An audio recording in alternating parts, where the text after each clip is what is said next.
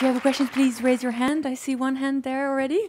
If we can maybe get the microphone there, I'll start off with the very first question. Just maybe if you could take us back to the beginning, how you got into this subject and to what extent it's related maybe there goes to... the 20 minutes right there. No, maybe the short version, and how much maybe it's related to your previous film, Downloaded, which was about Napster.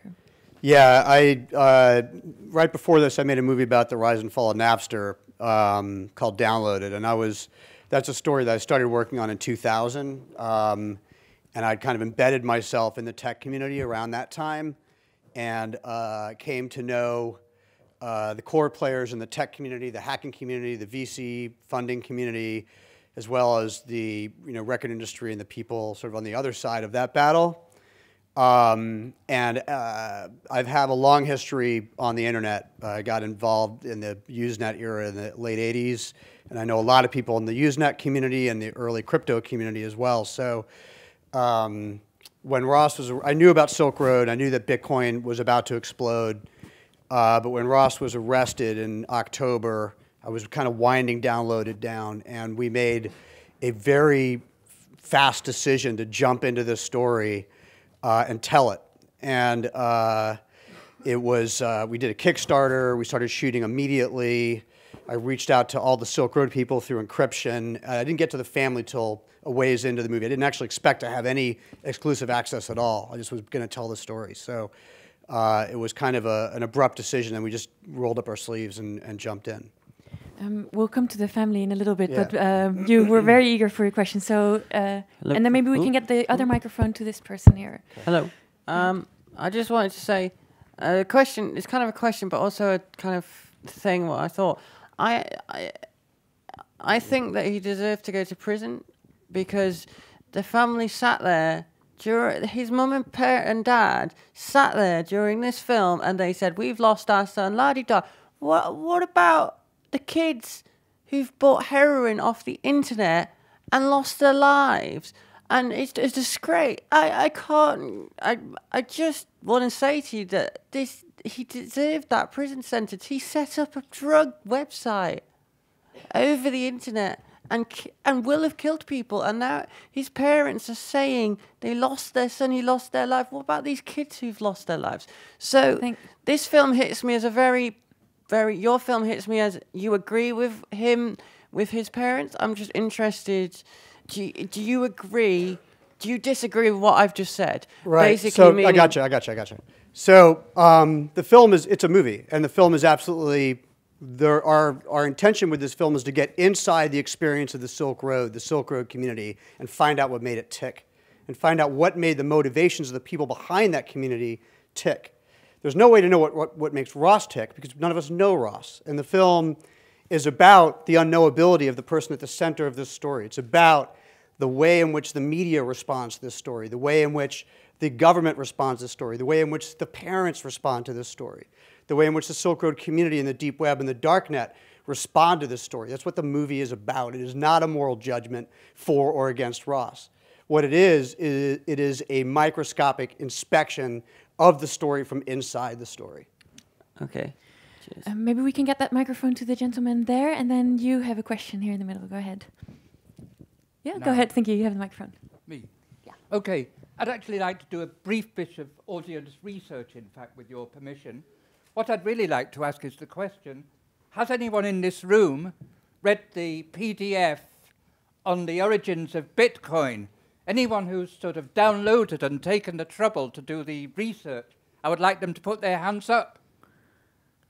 Okay, there's 1, 2, how many more? Can you count? Yes, you've done it. Okay. In fact, that is the end of my question. I just wish to be brief. Thank you very much for your time. Thank you.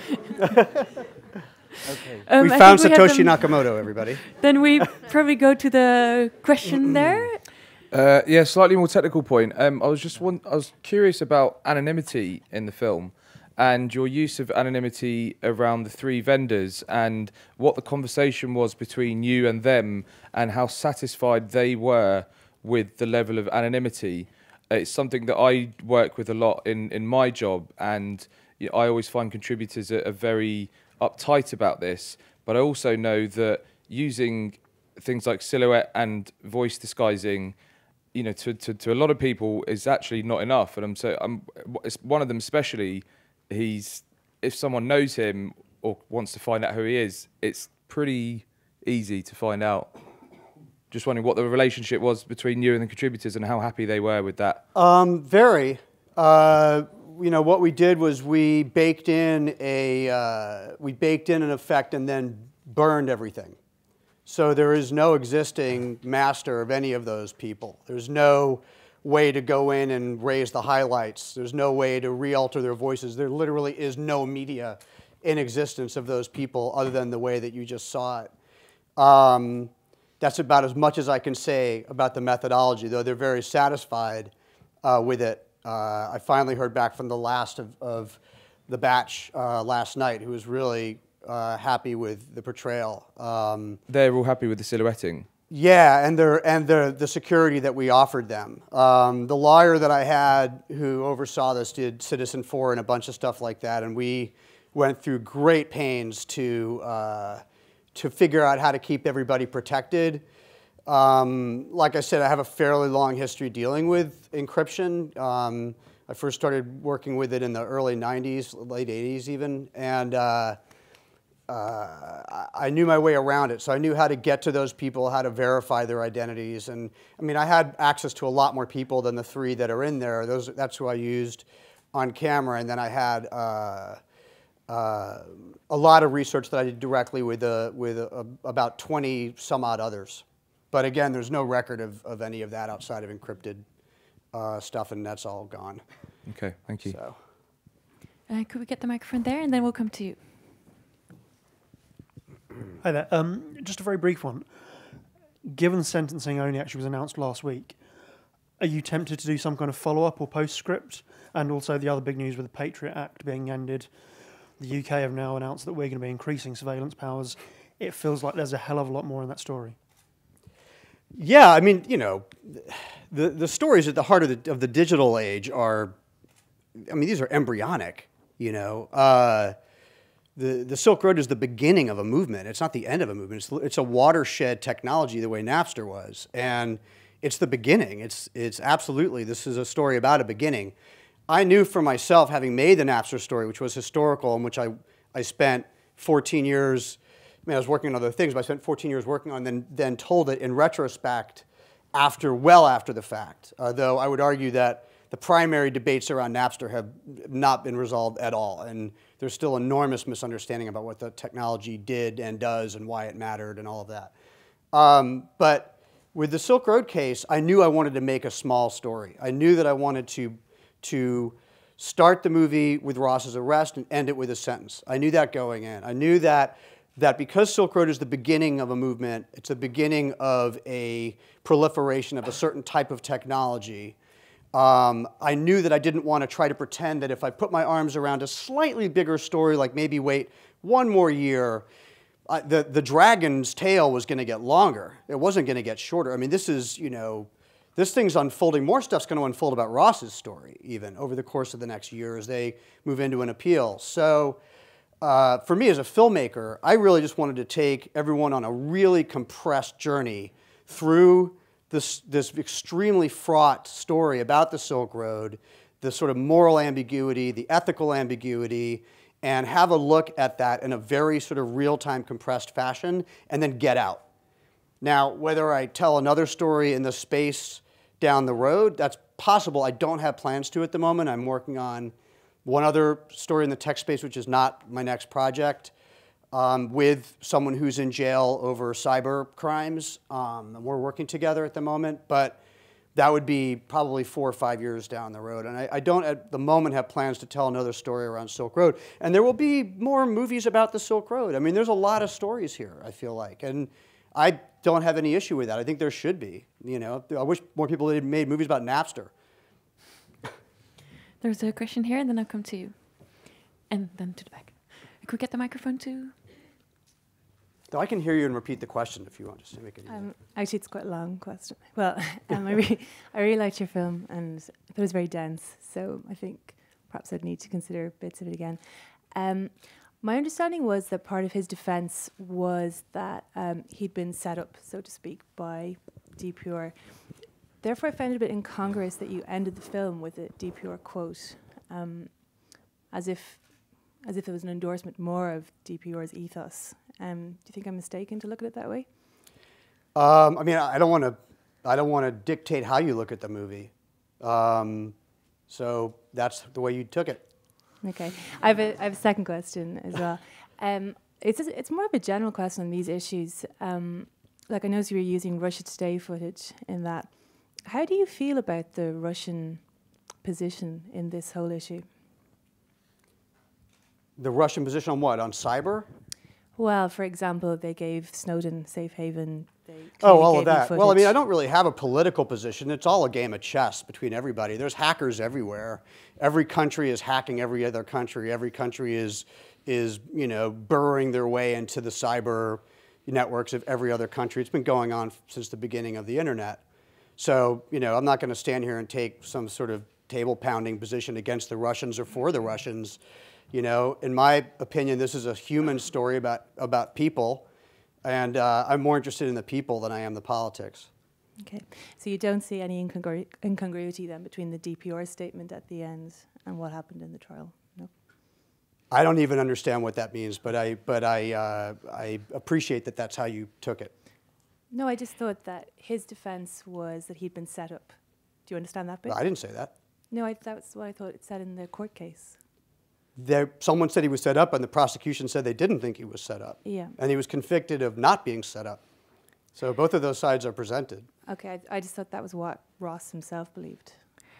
That's what Ross is claiming, but is that true? We don't know. Right. Is what anybody ever says true? We don't know, right? Especially if you're facing a lot of jail time. Fair enough. You're not exactly the most reliable narrator. So if we can get the microphone there, and then the gentleman in the back has the microphone also. Shall I? Go ahead. All right. It's just a question about the idealism behind the darknet. I went at the South Bank a month or two ago. They had a weekend on the internet, and the guy who was interviewed there was talking, and he was saying more or less that Bitcoin is, well, some people will take advantage of it, but normal people you just wouldn't do that, and it's really for the majority of people who are not sort of nutcases, but would just sort of use it to their advantage. And the question is, I don't know, it's just where you stand in relation to it. I was Generation X. I was one of the baby boomers, 1947, and we believe in the spiritual revolution that's coming. And the guy who wrote this book on the darknet, he gave a talk, and I asked him about that. Yeah. And he said that there's potential for paedophiles and all these sort of people to use it. Well, it seems for spiritual people, it's an equally good medium because there are no barriers. And if you're a normal human being, well, you don't need barriers. It's so patronizing to be told you could go and do this well, who would want to? I mean, it's just asinine stupidity and, absolutely crass.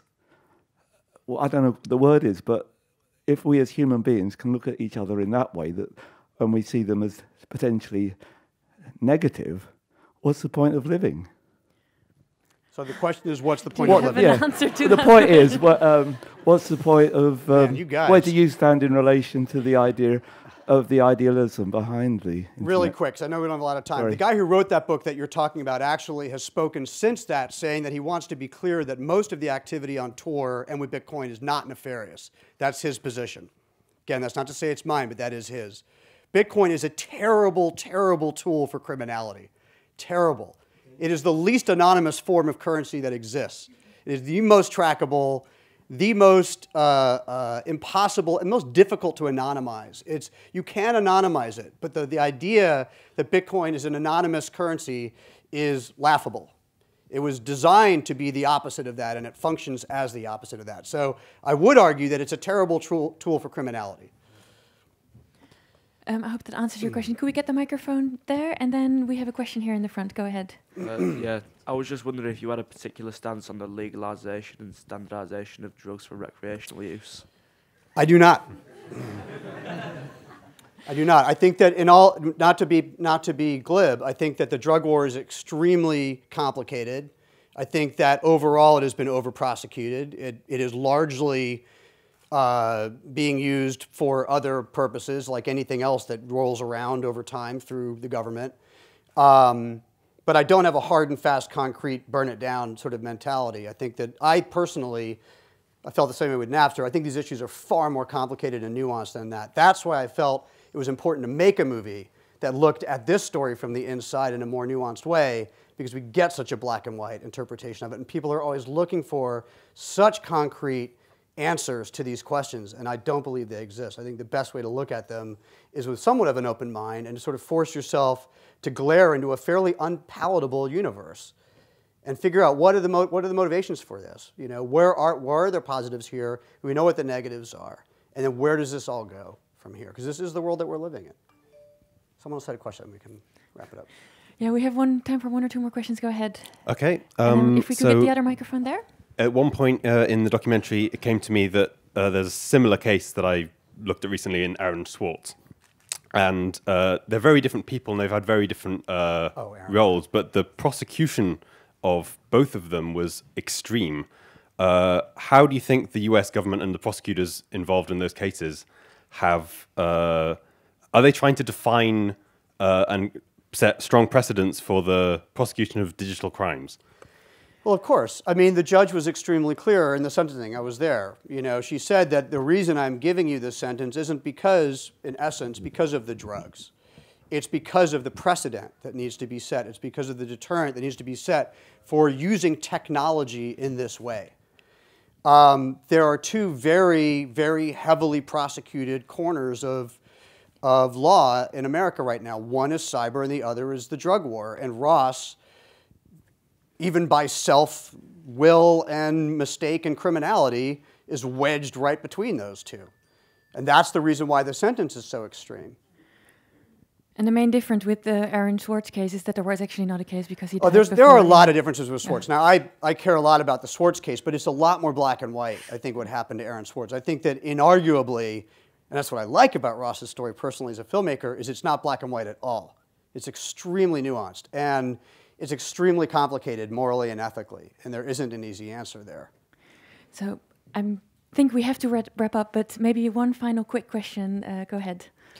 Can you talk a little bit about the potential for documentary to make a difference in the way that discourse flows around these sort of things in an era of rolling news and internet kind of commentary, and how something like this is a long-form, serious, in-depth investigation plays into discourse, particularly in America? Well, I would argue it makes a lot of difference. I think that you know, I think every film makes a difference, you know. I think that it's incumbent, hopefully, upon filmmakers to not try to answer questions, but to sort of look at situations and ask more questions. But I think it doesn't have to be political. You know, I mean, Brett's here, and I watched Montage of Heck last night. I've been thinking about it a lot today in terms of how that looks at the creative mind and addiction. It doesn't answer questions about those things, but it raises interesting questions about them. What is the truth? How do you function in American society and popular culture and in Western society? And the way we look at addicts and the way that the media responds to addiction. And this story for me is similar in the sense that I know that there's an unpalatable component to it.